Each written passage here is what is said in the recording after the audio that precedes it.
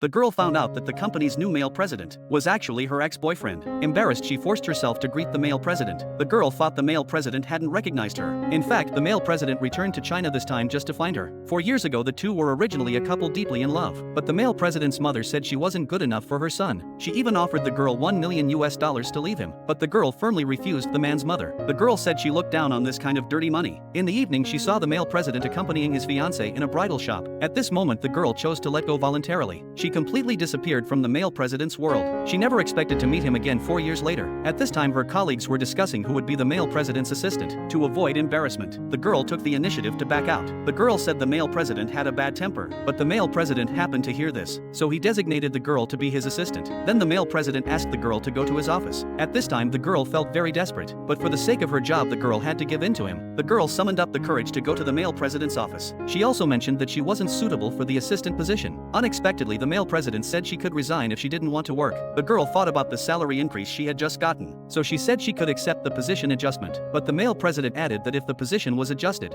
her monthly salary would be reduced to $10,000. The girl thought the male president was deliberately making things difficult for her. She immediately took off her employee ID and wanted to resign. But the male president reminded the girl that the assistant position involved the company's core secrets. The girl needed to submit a resignation application 30 days in advance. Otherwise, the girl would have to compensate the company for 2 years' salary. It turned out that the male president did this on purpose. He just didn't want the girl to leave the company.